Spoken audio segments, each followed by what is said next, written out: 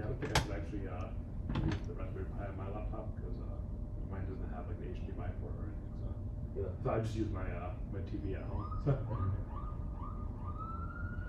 The laptop on your the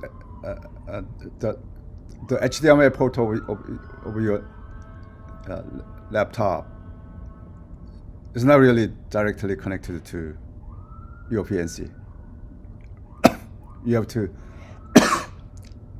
go through the Wi-Fi router because your laptop does not take.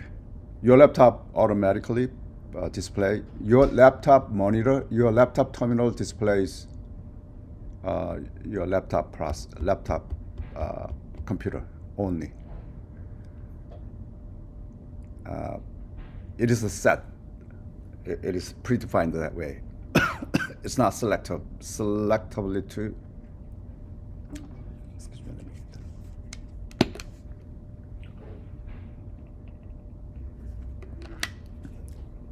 that. Right.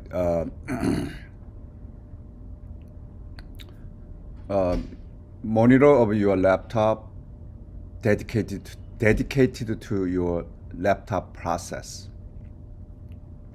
If you want to display something from other process like our Raspberry Pi, then you have to one of the application program that you can use is a VNC, virtual network connection or computing.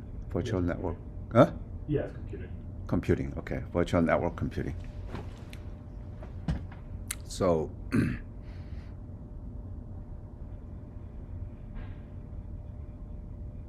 as in order to do VNC connection, then you have to do, let me bring up, right. This is very important, okay?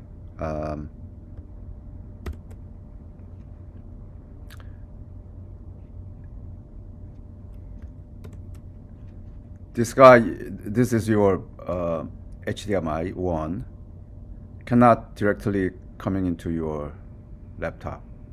This is not allowed because your monitor is dedicated to this process only. So the other way that you could do is you need to connect the Wi-Fi router from your Raspberry Pi. For the same Raspberry Pi, the Wi-Fi router, you have to connect your laptop. So their IP can be managed by the same router.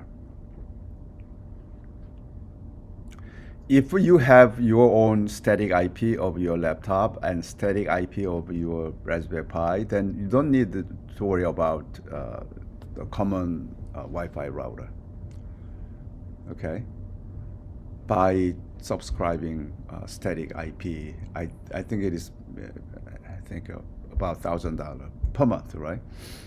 So very, very expensive. So we don't do that, but rather if we set up a Wi-Fi router, particularly your home, then that is under your management, right? So you can connect the both of these two.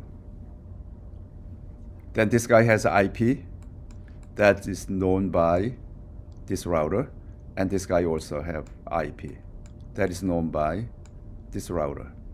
And when you connect this, then this router needs to provide loopback service.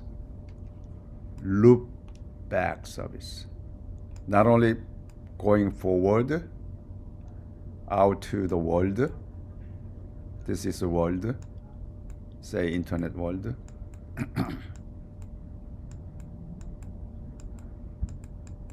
Not only this needs to go back to, if I want to say IP that I know this, I want to talk to this guy.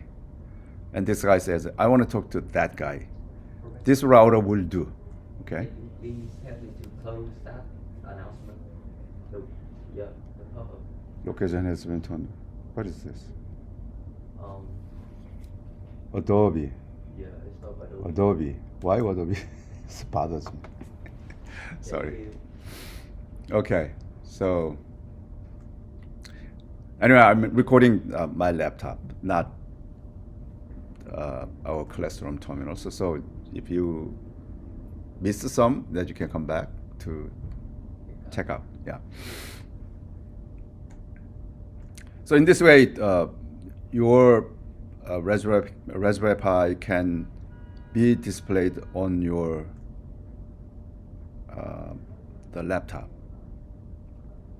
In the same network topology, today we're going to use not only display. Display is let's put that apart. Okay, set it apart. Let's do something else. Some communication, regular communication.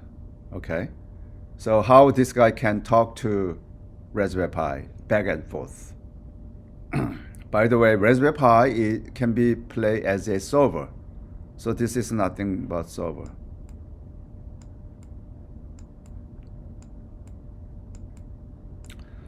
Your laptop, depending upon device, can be used as a server or just simply a client. If you have a MacBook, then that will be as a server.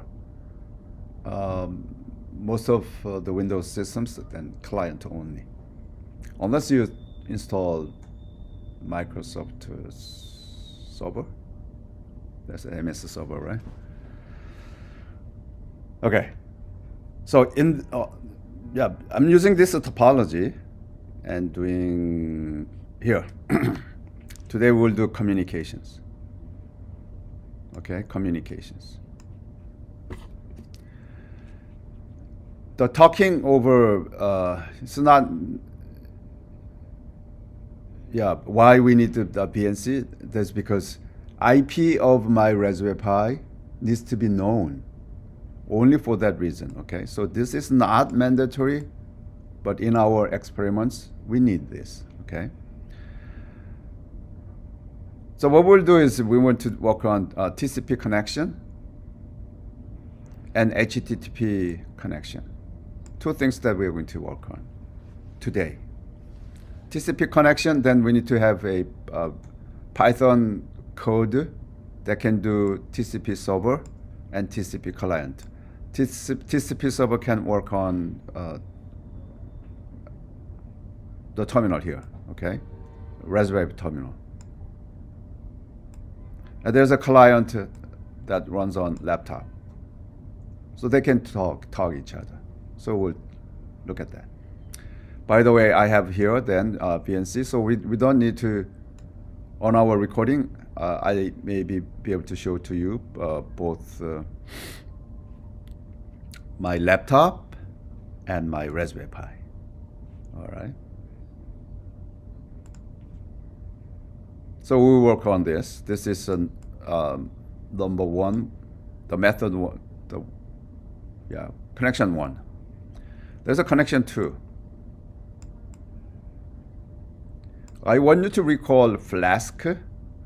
Flask is a lightweight of web services, right?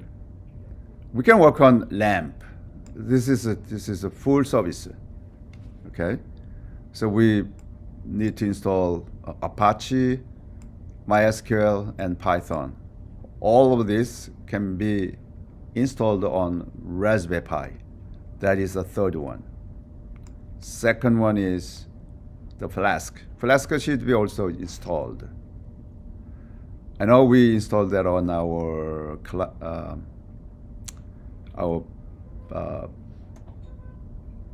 laptop, right? This is our laptop.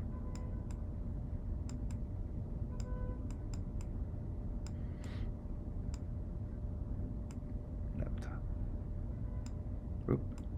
P.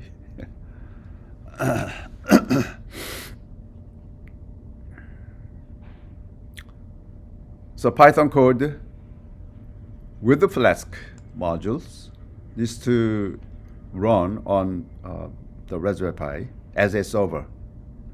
Then we can see it from our web browser or laptop terminals where we can use CURL. All right. So all of these three will be discussed today, and also hands-on lab.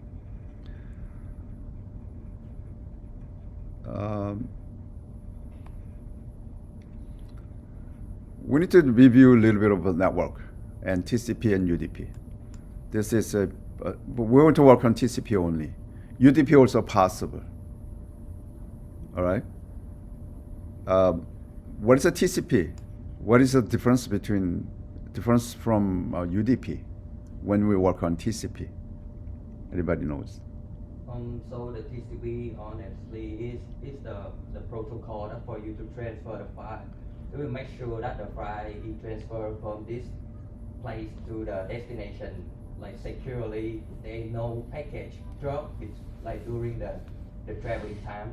But for the UDP, it's mostly used for like streaming because it's like, okay, this guy listening, this guy talking, they're talking to each other and they don't care about if they like a package drop, right? That is I think correct. so. So TCP is a communication based on the connection. So once they connect, then connection remains. That is a TCP. UDP connection is not really settled, but every time the packet is sent, they simply ship out. That's it. So receiver may receive it or may not. They don't care any acknowledgement of receptions, right? It is just sending out. That is UDP, like streaming data. If you want to watch videos, then usually UDP. But current technology not really necessarily strictly. If we say, hey, if there is a video like YouTube, then always UDP. No, in reality, YouTube, they're still sending out over a little bit of TCPs, so it's still there. But in theory, TCP, UDP, the difference is whether there is a connection or no connections. So you may be able to see there is a connection in the TCP Python code. I'll point that out. Okay.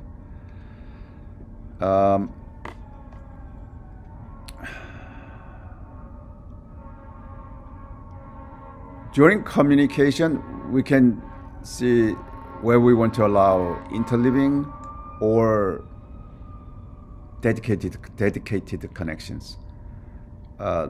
This is a general the implementation issue, but our hands-on lab today is simply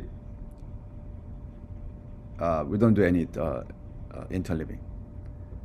And also threading, we're going to work on single threads. Multi-threading is possible in software coding. So our code doesn't do anything about multi-threading. So simply single threading, and then one string connection at a time, and then TCP. That's what we will do. But you can expand more using another technologies.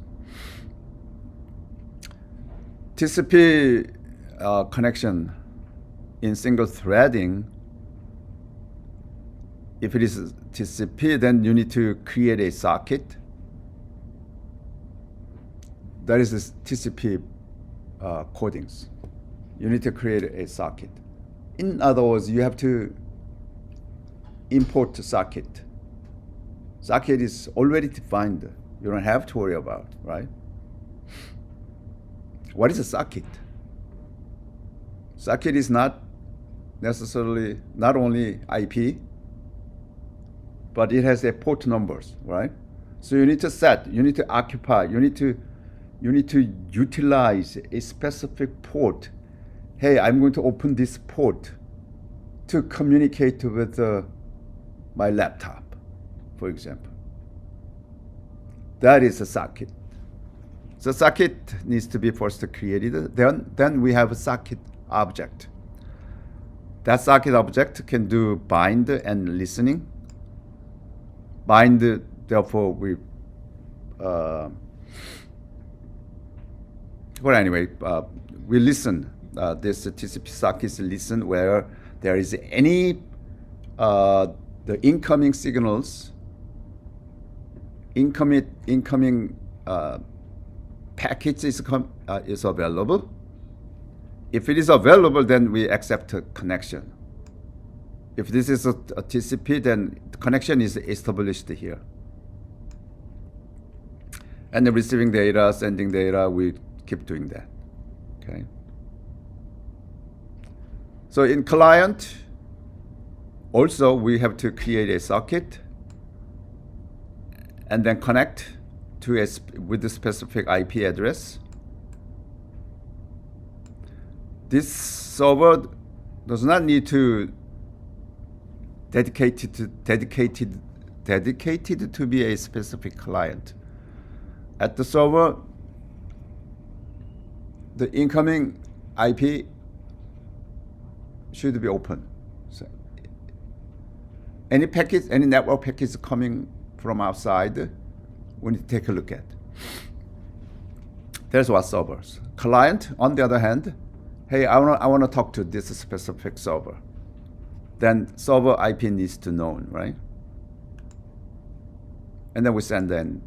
With that IP, we need to connect. Similarly, client 2 and client 3. That's what we will do. This is for multi-threading. If we do multi-threading, then what is the beauty of multi-threading? It's not this guy will do while it's creating a thread and then object and connection.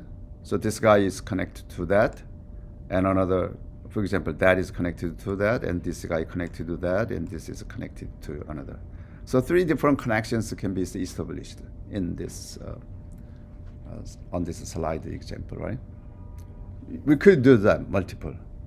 There's a multi-threading based communication, but as I said, we will do only single thread. Okay.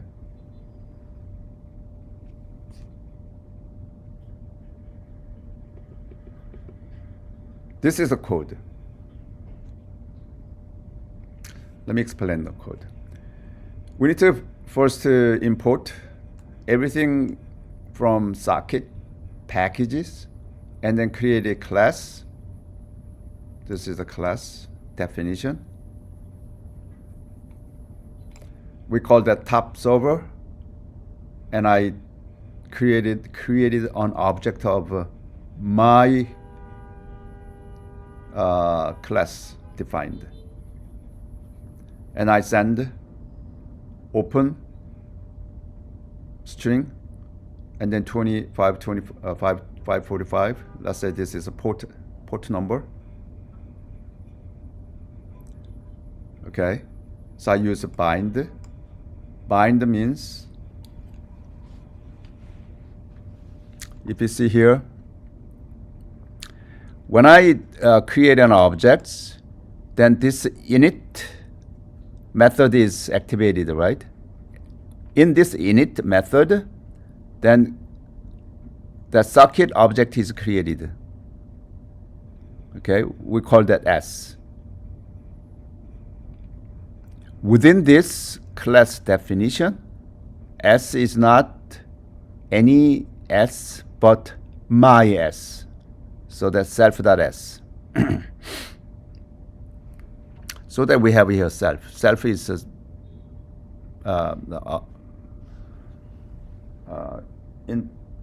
in Java it is called this, right? In Python we call that self. Yeah. That is self object. There's myself. When object is created, then within that implementation body, we have to refer, hey, this is my object. So circuit is defined, but this is my circuit. So that is created by this. And then I said bind. Then coming back here, when I do bind, this bind method is invoked by this object, SVR1 object. Okay? So self is nothing but SVR1, that object. Because here self, SVR1 dot S, that object is already created. So we know what SVR1 dot circuit, that is this, already created here. The first call. Second call here, bind. So when it comes to bind, then two arguments comes from outside, ADDR and port. Self is already here. What is the self? Self is nothing but SVR1, this object that we created here. So self.s, I would say self.s means that is the circuit object that I created already here. Okay? So when I say bind, then it's not going to bind any circuit but my circuit. So my circuit bind my circuit to this address and that port, that ADDR and port received from this caller, right? But ADDR is open. Port is 2545. This is a port number. Open means I want to talk to any port. Okay, then we need to say quote and unquote. Don't forget, when you say here quote and unquote, there shouldn't be simply quote and unquote. There is no space in between. If there is any space in between quote and unquote, then that means in any specific IP. So you say, hey, I want to open the port.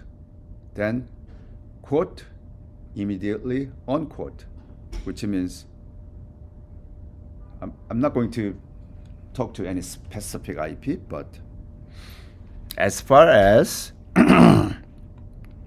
signal comes through this port number, I want to see. So it's a bind. And after that, talk. So who is going to talk? Me, SVR1, which is self. I'm going to talk. What I need to do? I need to first listen. If there is any signals coming in, then I want to accept it. This is my circuit will accept it.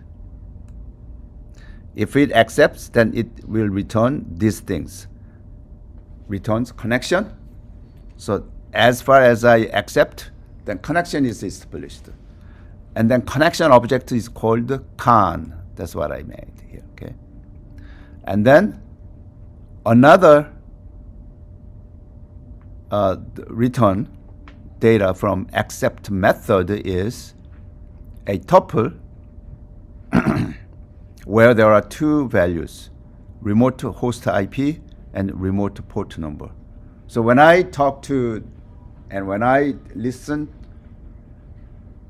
and when I want to create a connection with a client request, then immediately I know who comes to me. So IP address.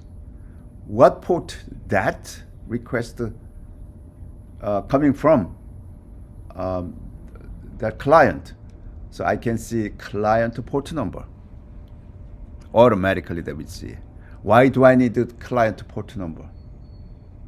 Why? Why do I need a client IP and client port number?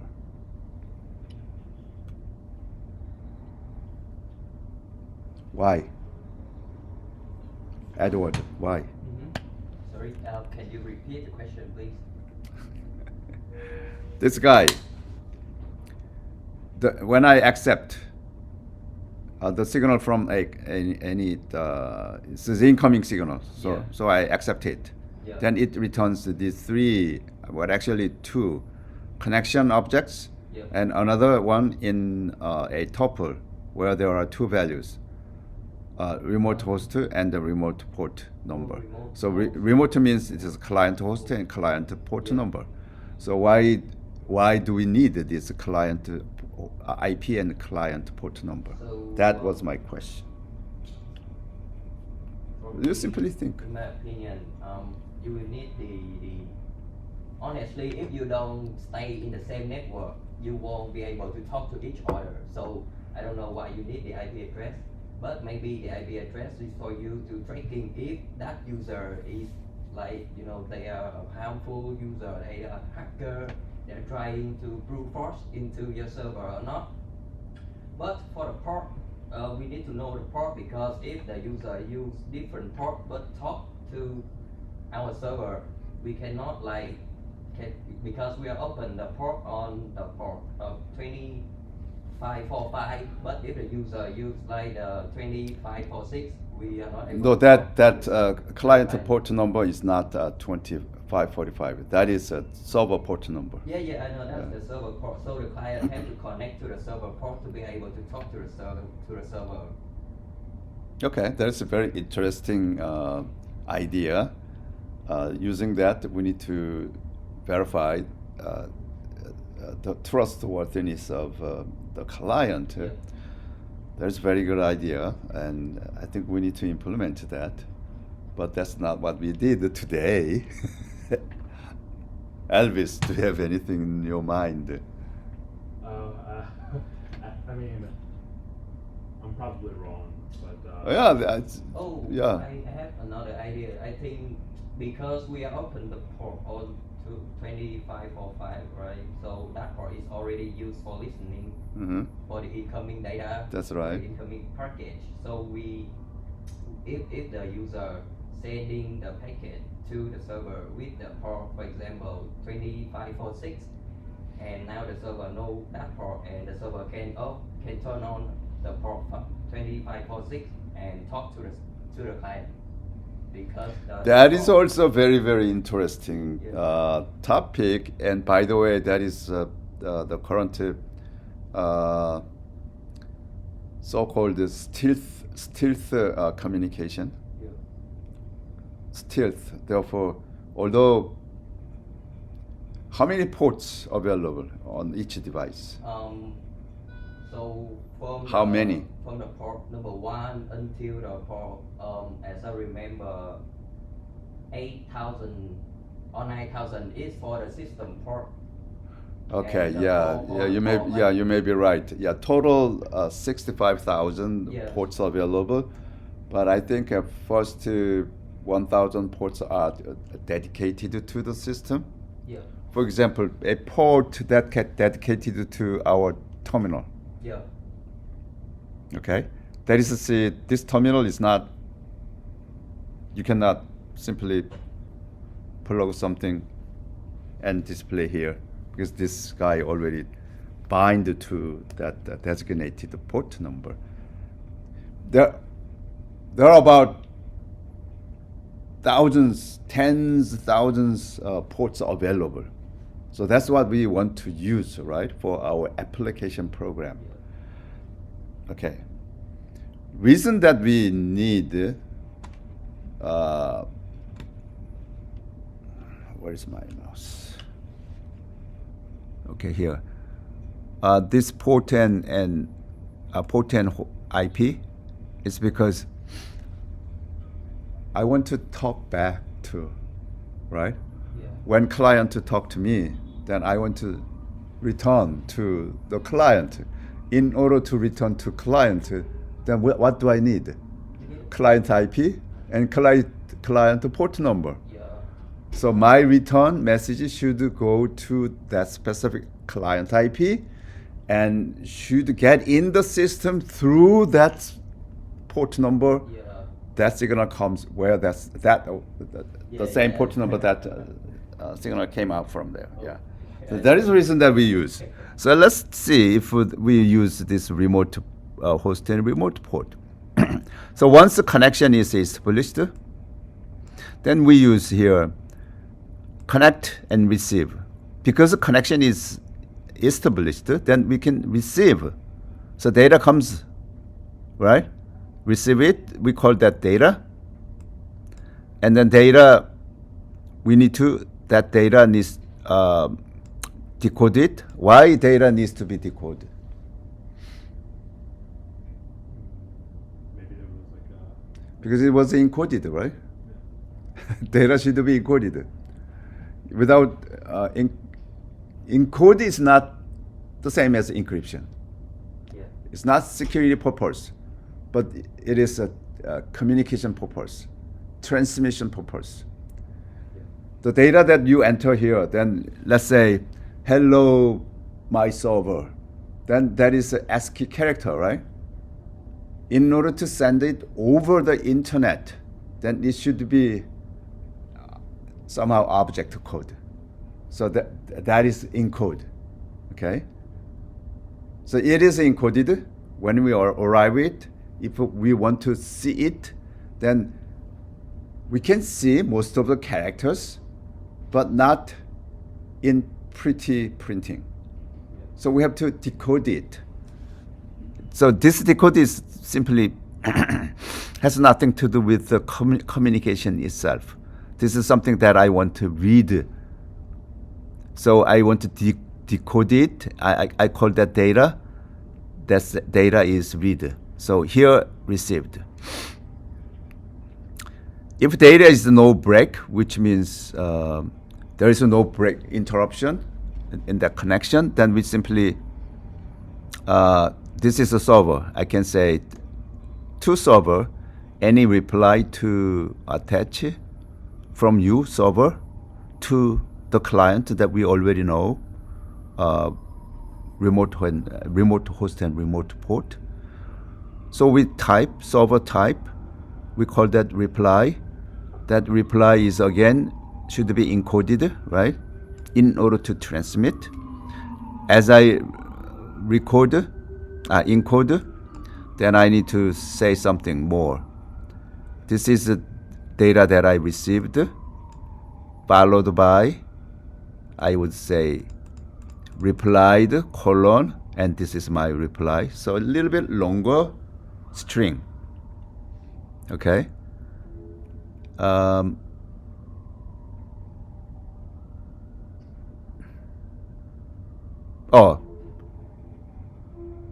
then I can say connection and send.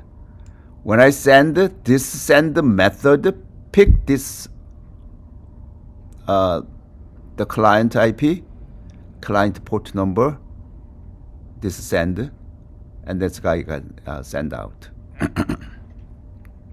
This is a server. Client, very similar to that. Okay, here socket object is created, and talk. When we talk, then we need to say this is the port number. This is the IP of the server. This is the server IP. Okay, server.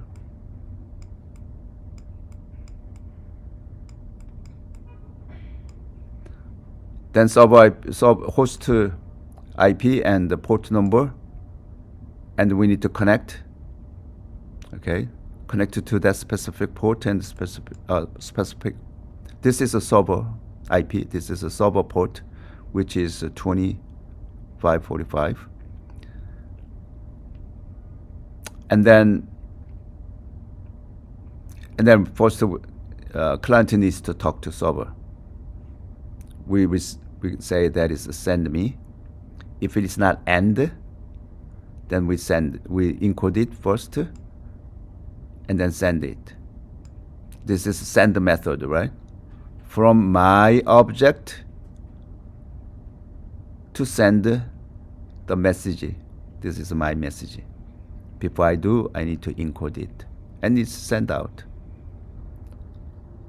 And the next one is, I want to wait to receive.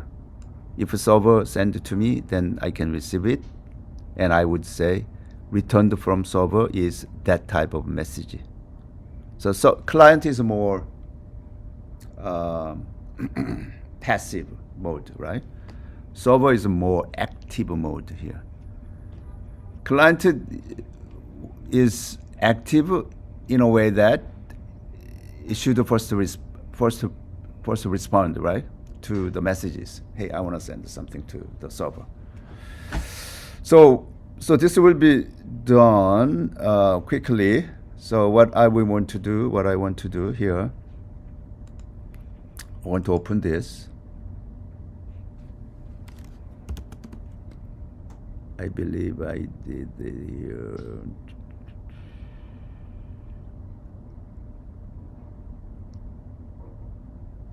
I want to make today is November 5th. Let's say 5 November and 25. So I have a 5 November 25. So CD 5 November 25. And right now there is nothing. So I want us to BI TCP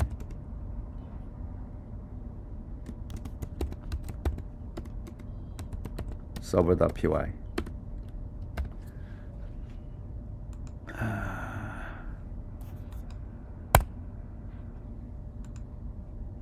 So I want to copy and paste this. Copy and paste.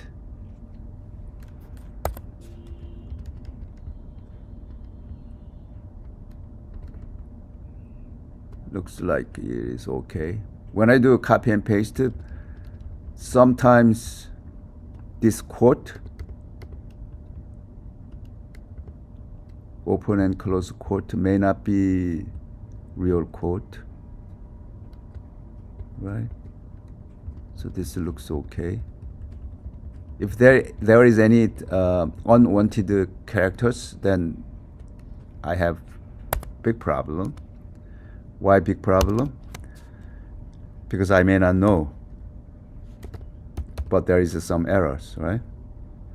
Python, I would run Python 3, TCP. It is running, right? It's okay. So my server is running right now. Oh, by the way, I need to know what is my IP here. My Raspberry Pi IP is 192.168.7.8. So I want to open terminal from my laptop. Okay, so I want to go to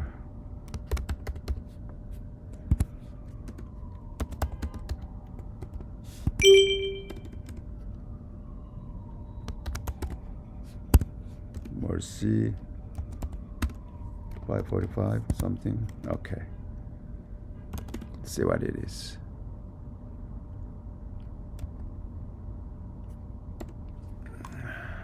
Let's see. Push this a little bit aside. This is open. I'm gonna go to open online. Let's see what other.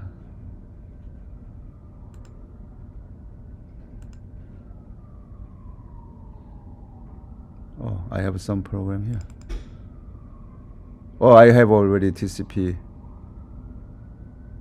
class client. Okay, so I want to move to that once. So CD online, and then CD RPI. That, and I have here TCP class client, TCP class client .py. That is the program. I hopefully that is this program, right?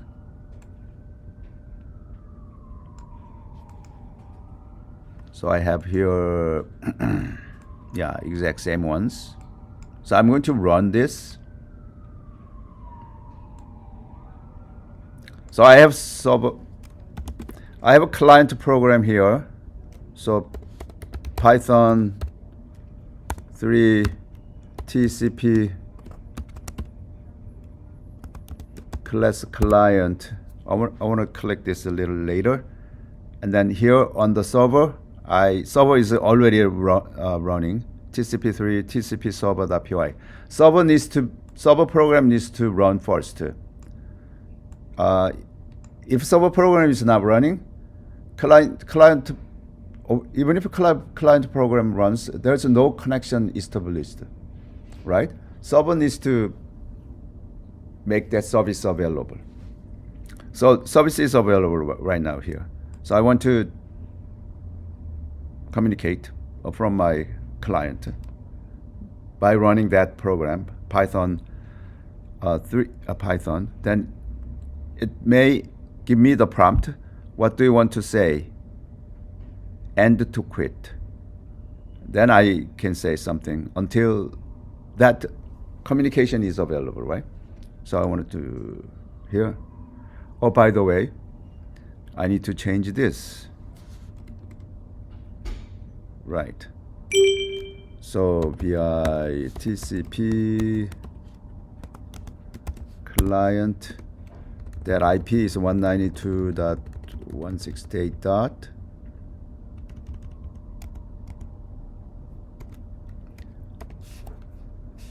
It does 7.8 or 8 does, I think 7.8, right? Oh, here. Here. 7.8. So I need to change this to 7.8.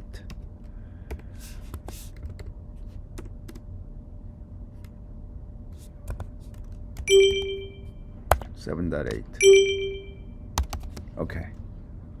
So Python 3 TCP client.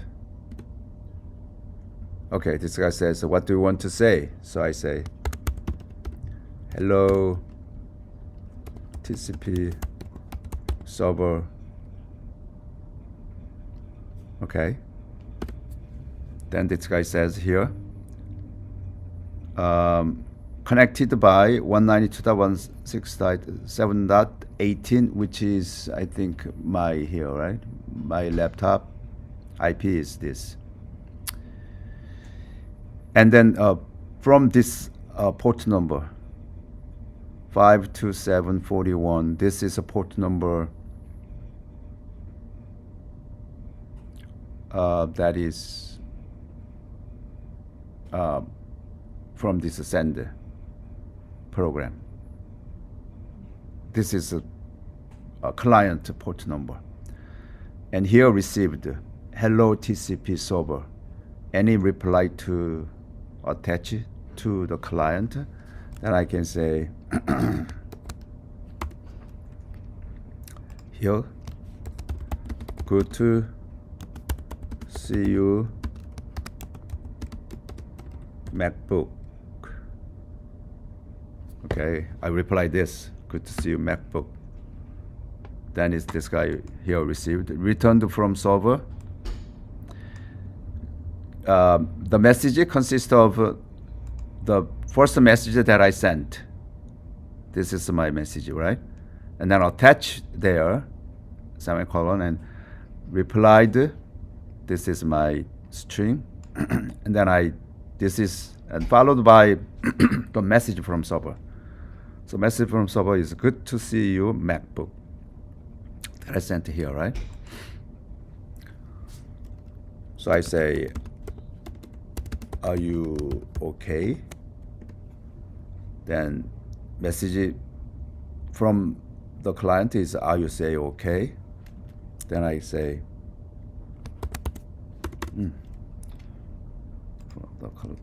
the server, I am fine. Triple exclamation mark, send out. And then client says here, repeat what he said to this message that I sent. There is a the reply from server said, yes, I am fine. This goes until I say quit. So if I do quit,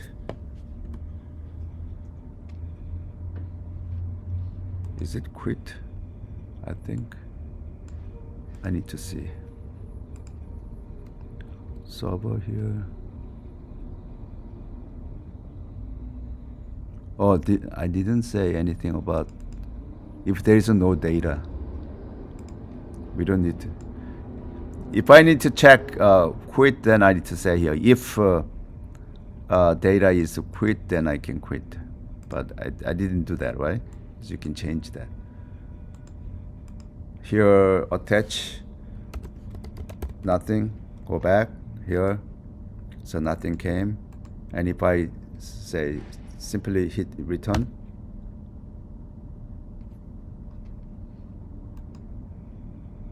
then I think it is returned. It is quit, I guess.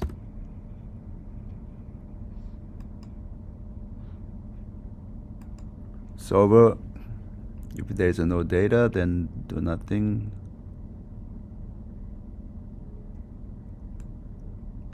But still, this guy is listening. Not directly close that connection. You can change it, right? In other words, while this guy's server is still running, I can still do it by opening another laptop here.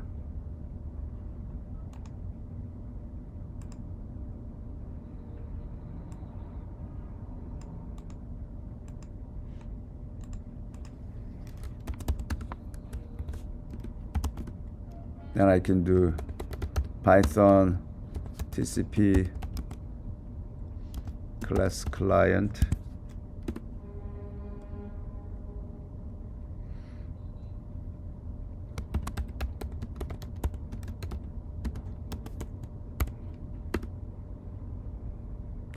This guy his connection is a hold right now, so that is thing is here.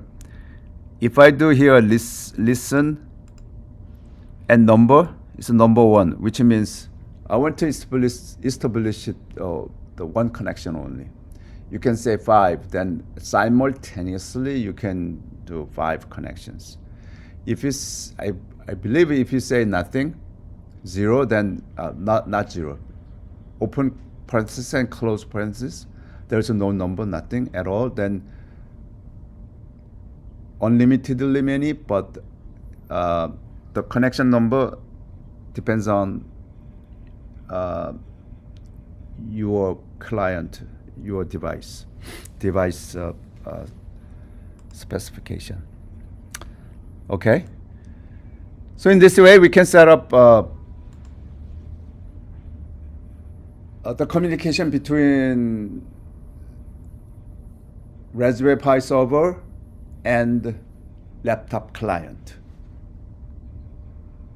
Any question about this before we move to Flask? Okay, then I can stop this by Control-C, interrupt. And where is my, okay, here. Okay, this guy,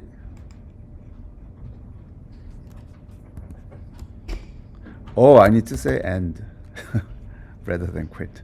Okay, so this is cleared. So I have 2 terminals here from my laptop, and then 1 terminal from my Raspberry Pi. And let's move for the next case. Here, Flask. To make a Flask, then we need to install the Flask. Okay, Flask can be installed on your Raspberry Pi. Sudo apt install python 3-full. So I already did, but I want to do one more. So sudo apt install Python 3 and full. I think it takes longer, if I remember. Well, anyway, in the this is you have to do first. Oops. Specific Flask is this. So I want to do specific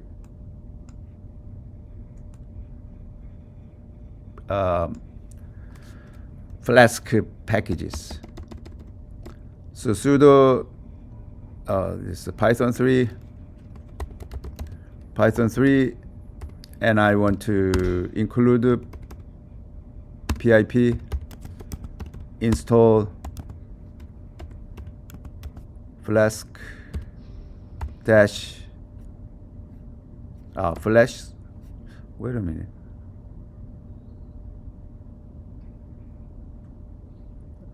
I think this is one.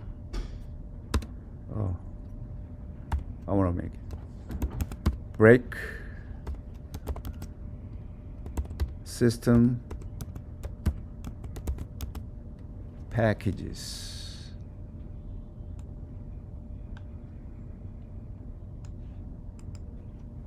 Okay, hit enter. Usage is install option, I think.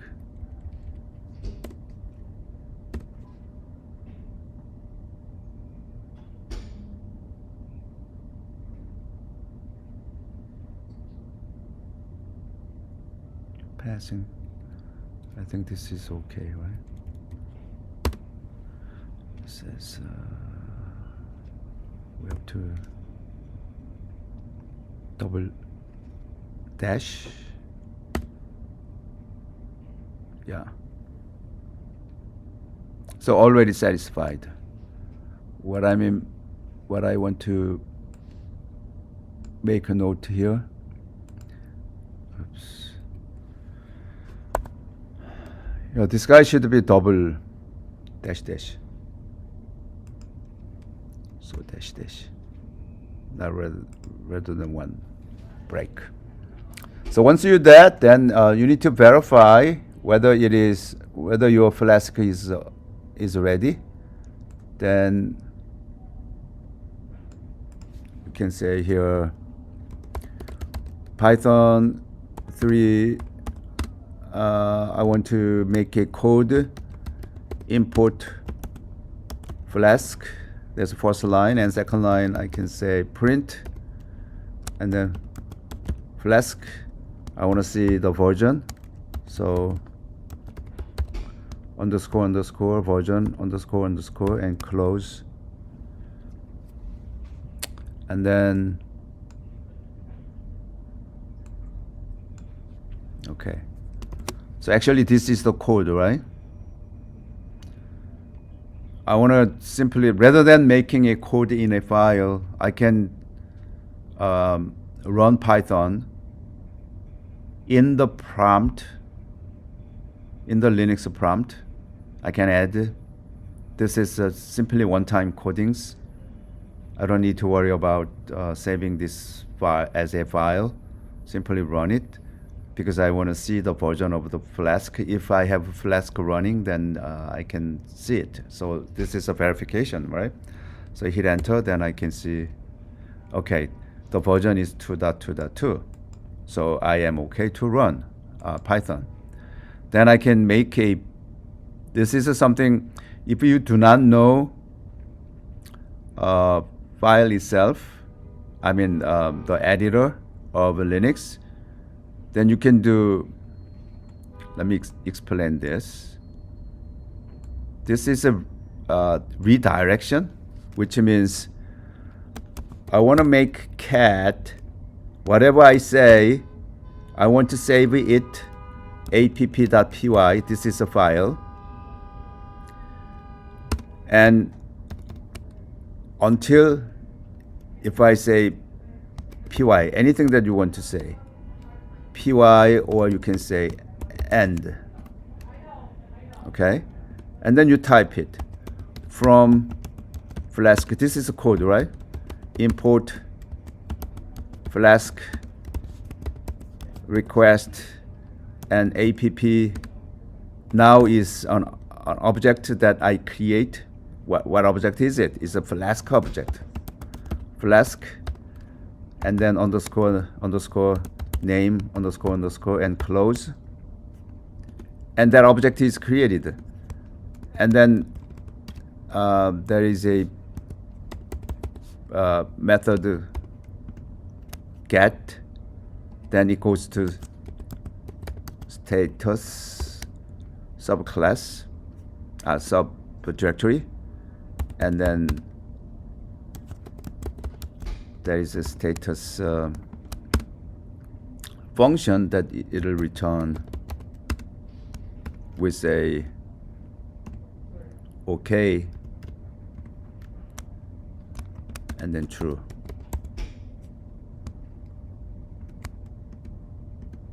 Another is post.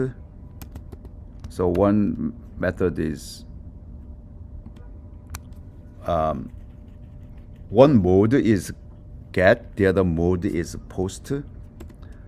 Then it could do echo. Definition of echo is return, and then we can say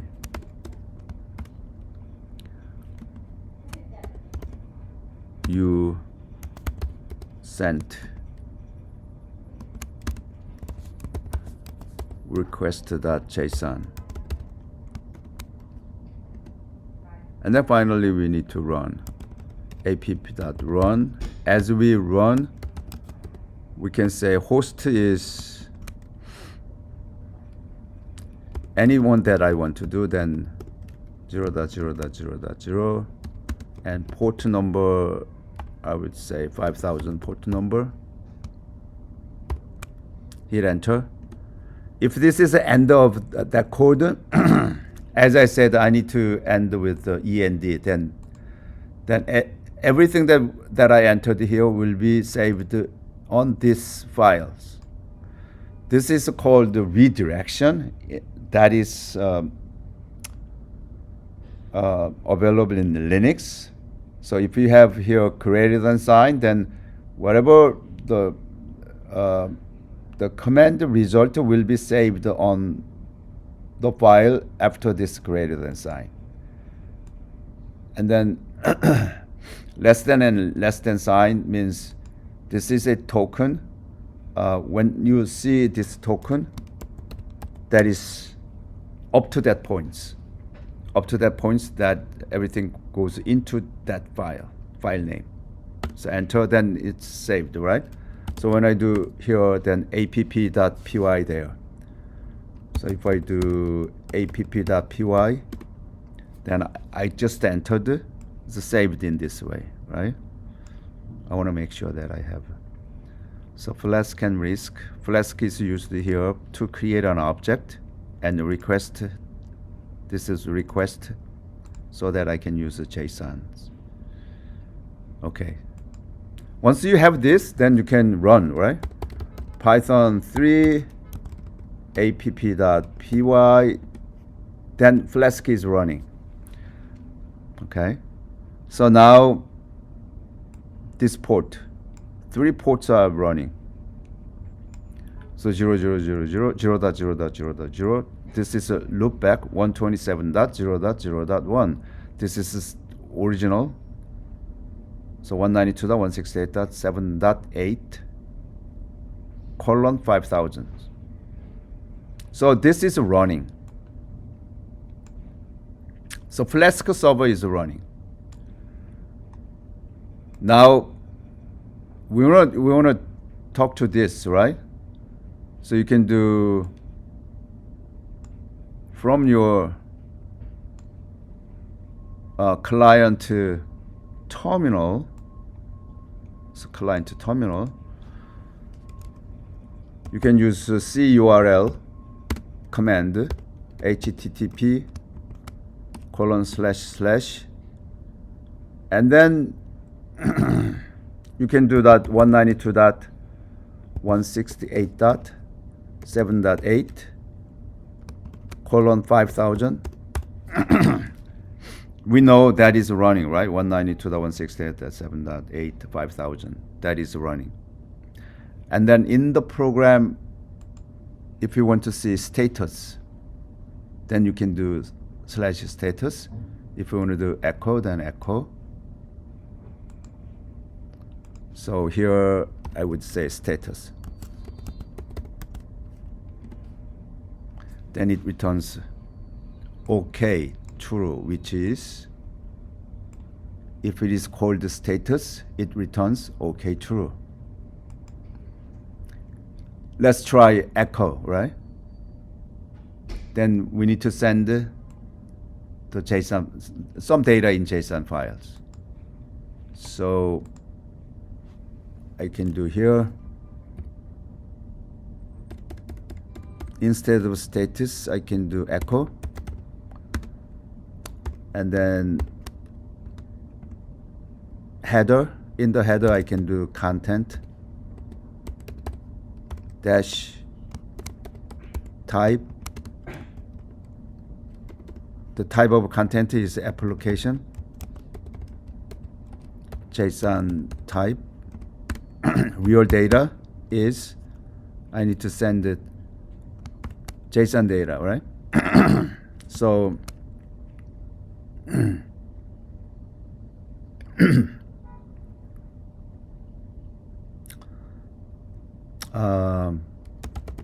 course is distributed software developments, and I can say who.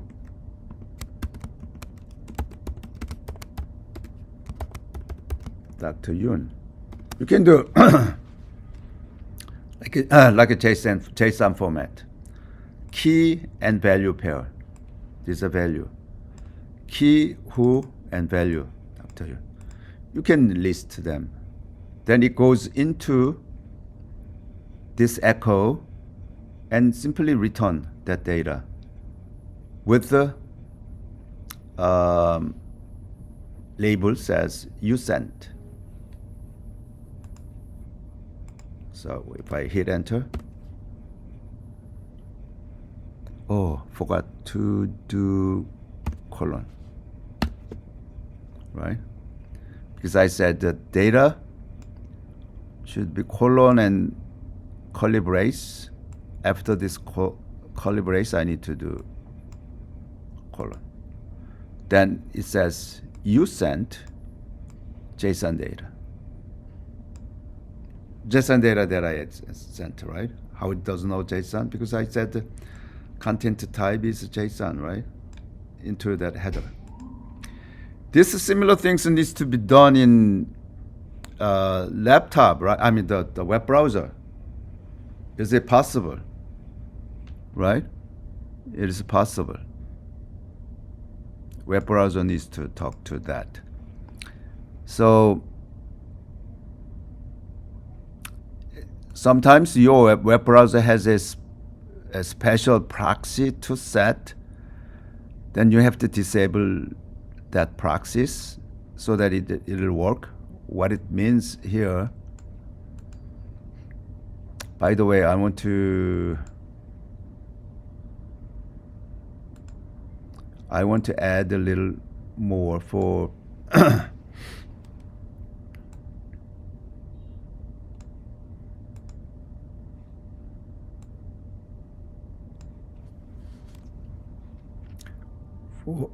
for web access, more impressive way. So I want to do 5 November. Oh no, I need to back to Flask that I made. In the Flask, yeah, app IP, app. Let's see, app.py. Yeah, I want to do this. okay, for a web browser. So I want to do copy this and back here. Oh, I need to stop this first.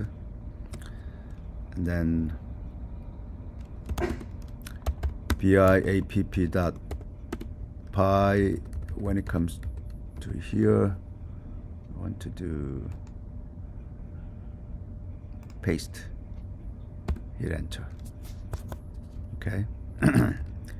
So simply that web address, say http 192.168.7.8, hit enter from our web browser, then it should return OK from Pi. Okay. When I do that from my Chrome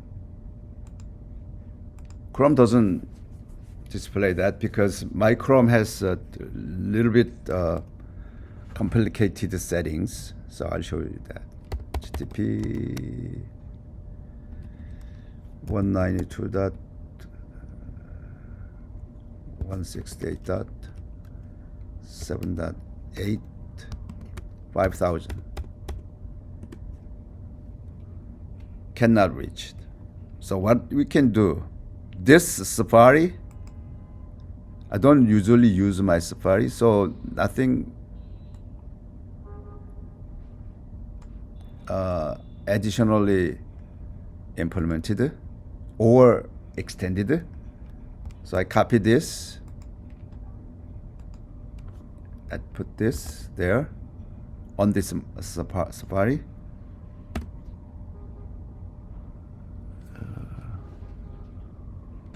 What happens? Oh, here.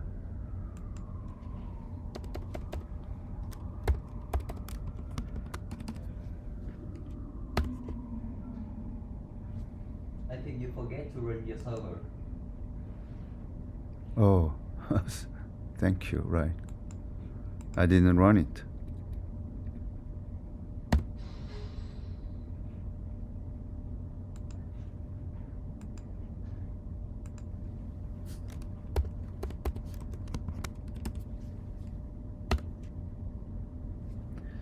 Oh, not here. Why these guys put www? HTTP. Yeah, it says OK from Pi, right? So you can do more in this way. You can do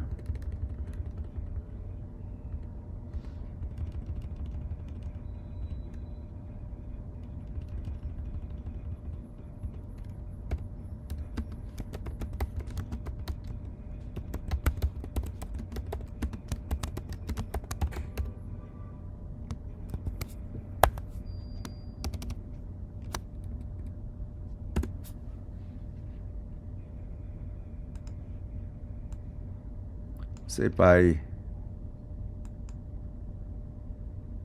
redo.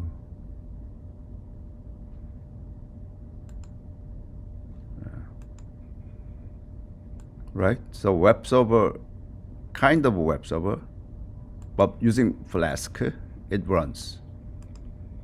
If there's there's a troubleshootings here.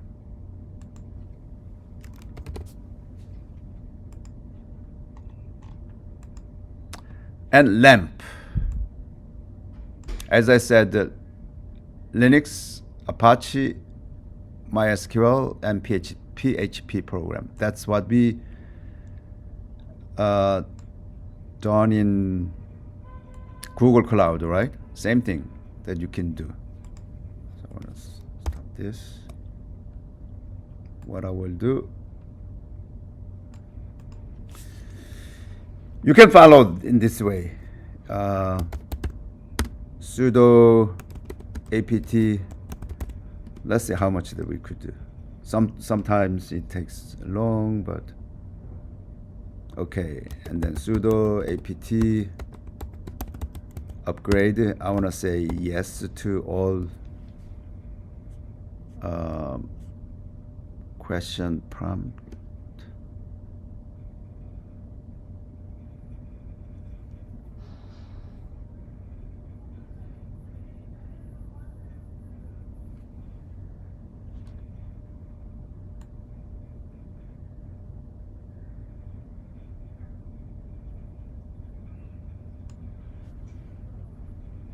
Oh, this is 0%. Not sure how long does it takes.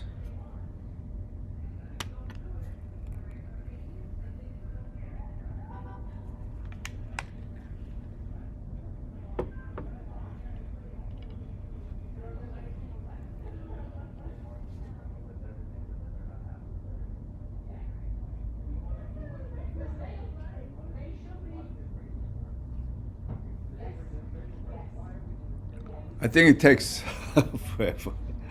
What I will do, I will do this and then, oh, it goes, oh, okay.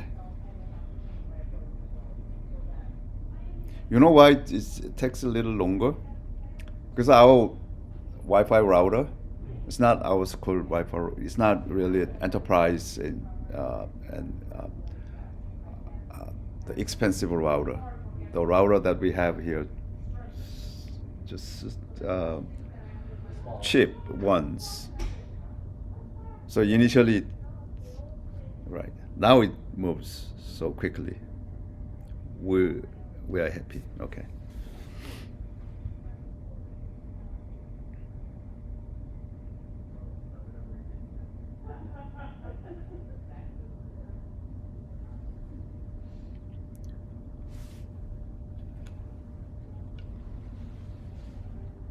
Awesome.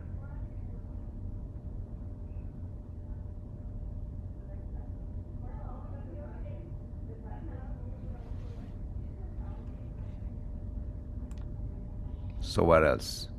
And after that, we need to see if there is any Apache web server is created, www. If it is not, then we need to do Apache 2-v. So let's try to see. It's not all, still doing something else.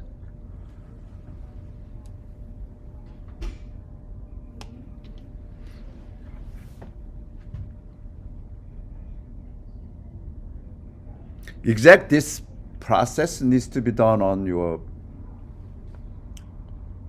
Google Cloud as well, because Google Cloud does not. I may be wrong. Few years ago, when I first set up Google Cloud, that LAMP version, so everything was ready, so I simply used it. But this time, remember that I created new ones. It does not have, so that I explicitly installed in this process. Install Apache 2, install MySQL, and then install PHP. Okay, 3 things. Linux already given, right? So we do Apache, MySQL, and PHP separately, explicitly, in that order.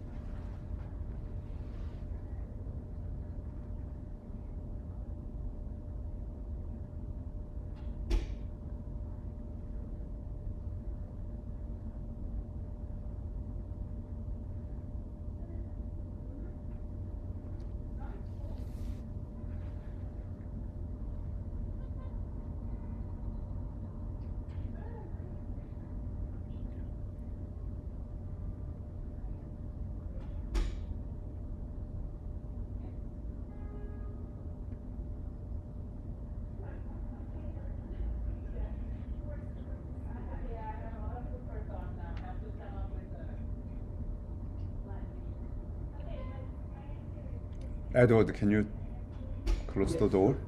It's noises. Thank you. Almost done.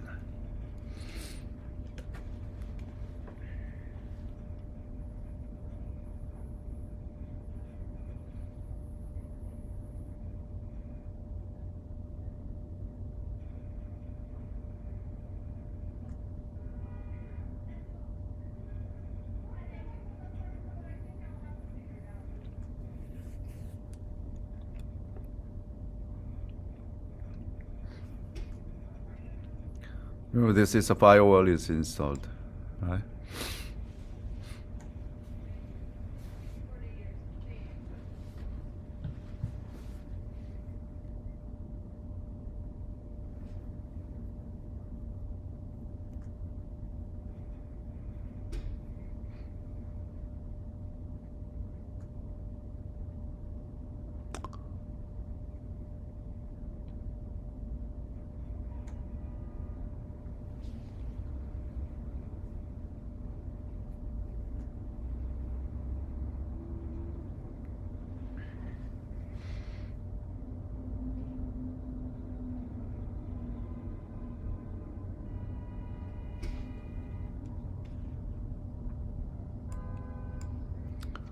Come on. Okay. Moving.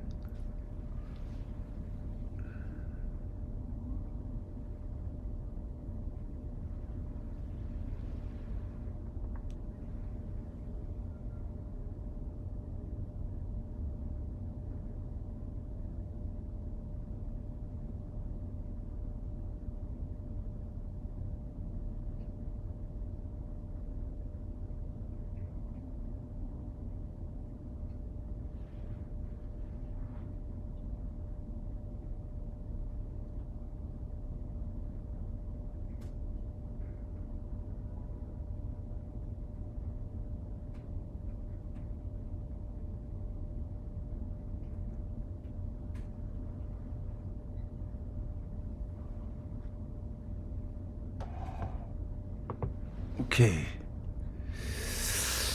Let's see if there is any. Oh, it is there. Let's see. HTML. Oh, this is something that I already. Oh, yeah. I think I did that already. You name it.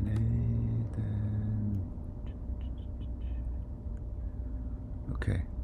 Anyway, I want to show it to you. Apache 2. If you do not, my case I have this, but if you do not have Apache 2, then you need to do this. Sudo apt install Apache 2 -y. So I want to check Apache 2.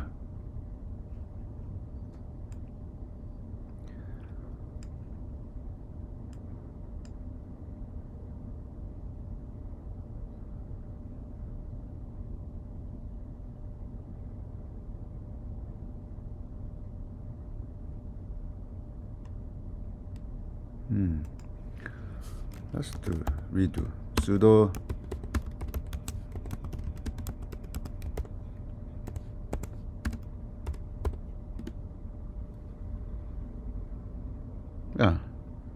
not really that we need to do. So Apache 2 is okay. Now I want to do sudo systemctl enable Apache 2. It is enabled, and I want to do start.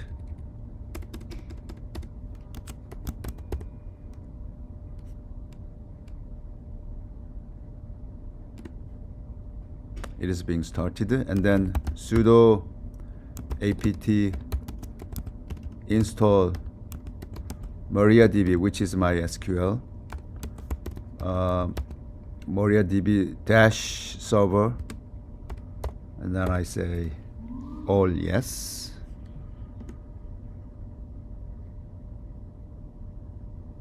Oh, already installed. So sudo systemctl enable MariaDB, and then I want to do start.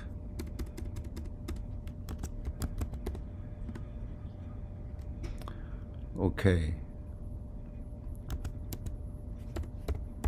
Sudo MySQL secure install. Let's see if this is underscore there or simply. Oh, there's MySQL underscore sudo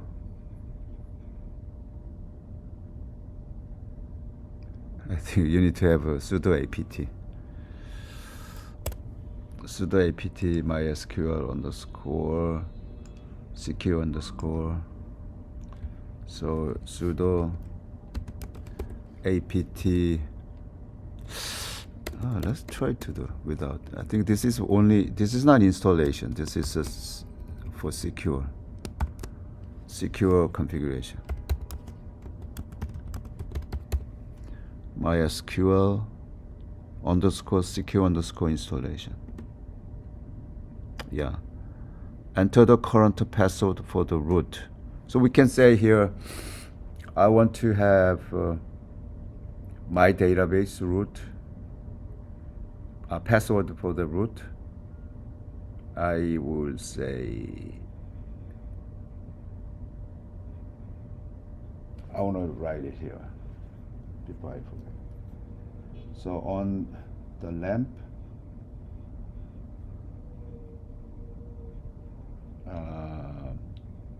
DB, root password is, I would say mercy.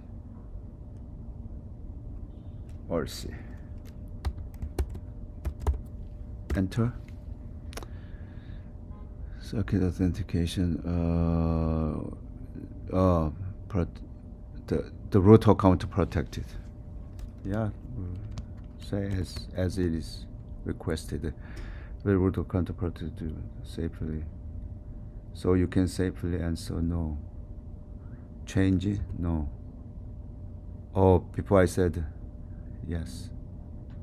No.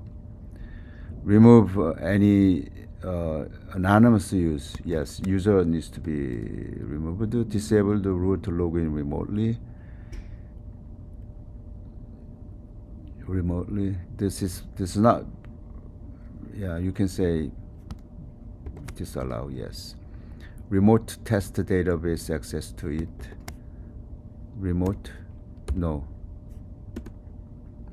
Reload the privilege table now. Yes. Okay, so MariaDB is okay. Now, let's say MySQL, if it runs. Access denied for user. Okay, MySQL root -p. Oh, it works. So, mercy.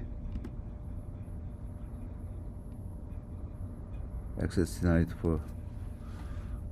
What happens?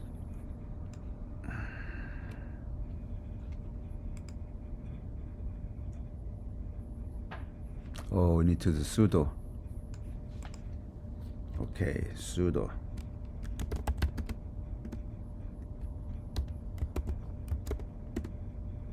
Good. And then I can do show databases. Those are given. Okay. So it is good. Database is good. Now we need to do PHP installations. So I think this should be in the previous.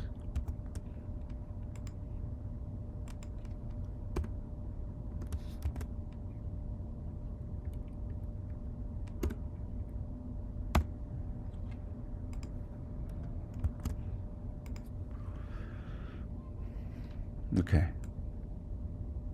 PHP.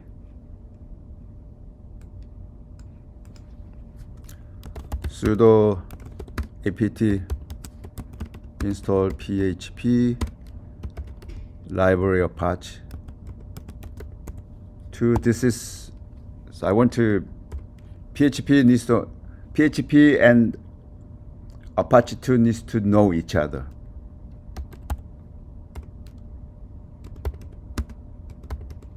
And also MySQL needs to know. And then finally -y. Okay, they are okay. So I want to see PHP version if it is running. Yeah, I think it is running. So sudo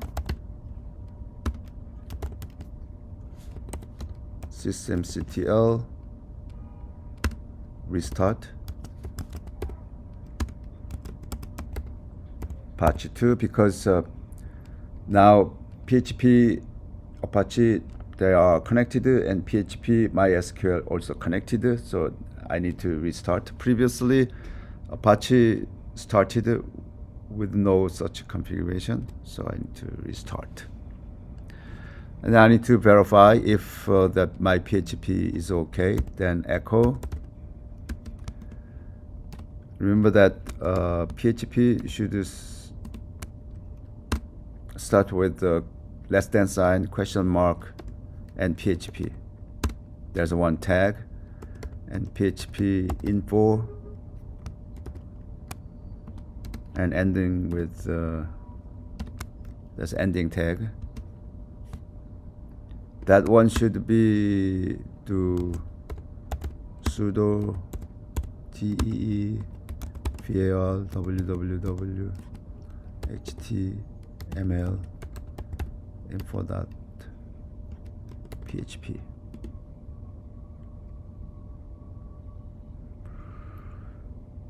Oh yeah, because of that. Yeah.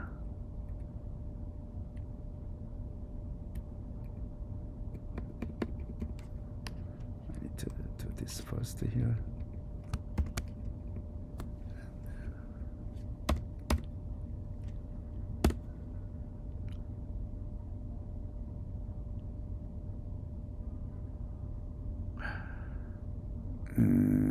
Not much that we need to do, right? So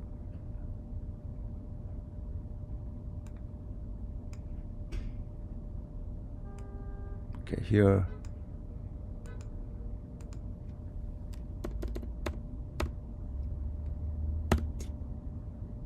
I have that, and then maybe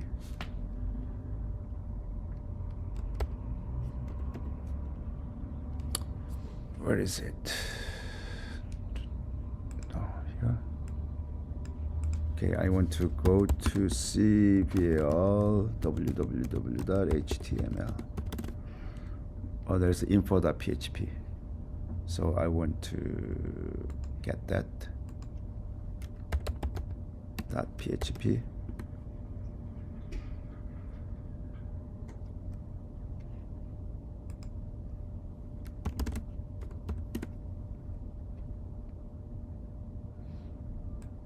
Not much things that we have.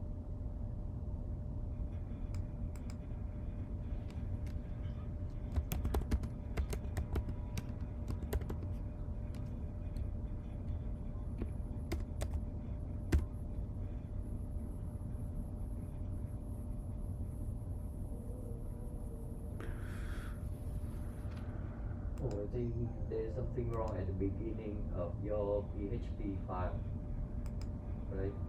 It should be PHP instead of PYP. Pure. Thank you. Okay. You have accurate vision. Thank you. Oops.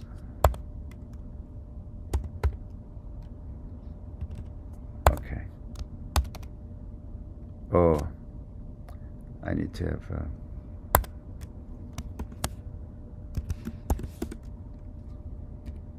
to the sudo because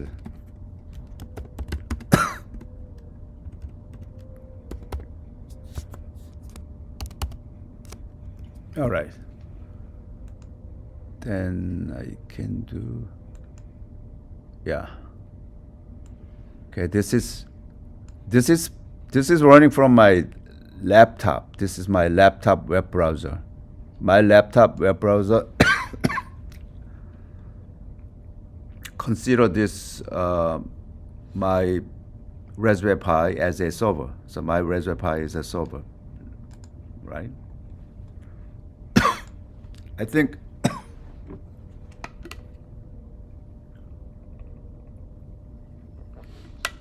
now what you need to do is to create PHP program and build something in my database here.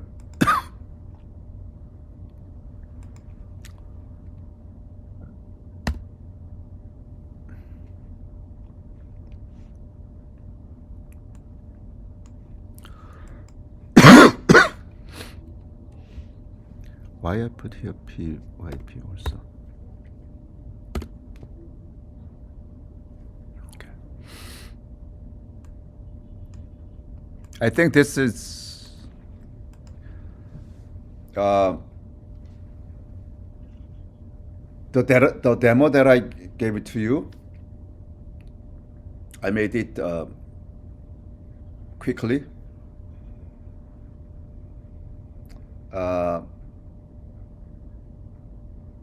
But let me summarize it in this way. Using PHP communication, then you can make a simple program, and network topology needs to be, as far as network topology is well maintained, you can talk. Flask, there's an easier way that you can set up web server at the Raspberry Pi. There's a simple approach, right? You can, there are some of the Flask language needs to be captured, but Flask language is very based upon the Python code.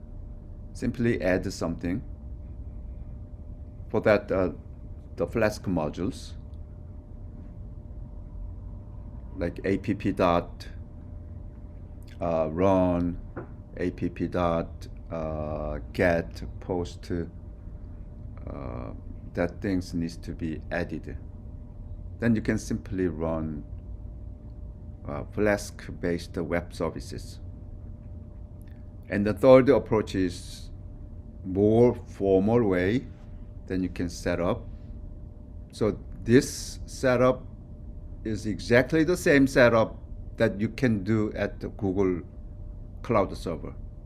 But we did that here on that simple Raspberry Pi devices. So Raspberry Pi somehow runs well like cloud servers. So you can practice your database creation, simple database creation. For example, for your project, and also PHP program can be run here on your Raspberry Pi. Only difference is the scalability. Raspberry Pi, the scalability is very, very limited, while the same thing on your Google Cloud is really powerful. So only that difference. Other than that, that remains the same. Technology-wise, they are the same. Okay, so here you have to do middleware development in PHP. Then you can do much interesting project possible. Flask, middleware is not needed, but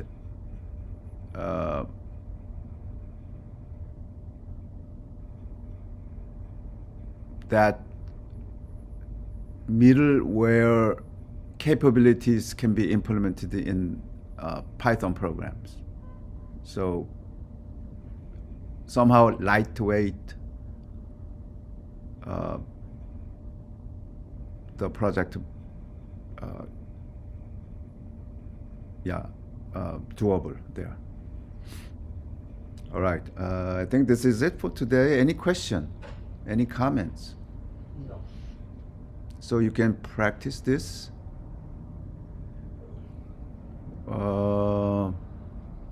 Homework assignments, because I cannot access yours, so I think screen copy may be workable. So on your web browser, your, for example, like this, if you install the PHP, I mean the LAMP approach, then you can show this. This is one, and also your Flask approach, then 5,000, then you can show. This is what happens because of this teaching wrong.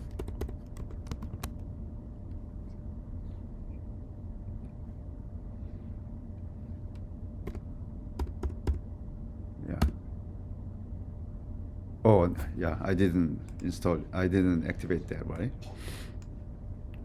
So there is another screenshot, and TCP communication. You can also make these screenshots. I think 3 screenshots.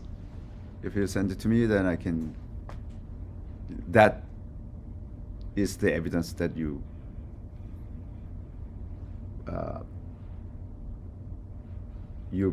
complete the lab exercise. All right. Yep. Thank you. Thank you so much.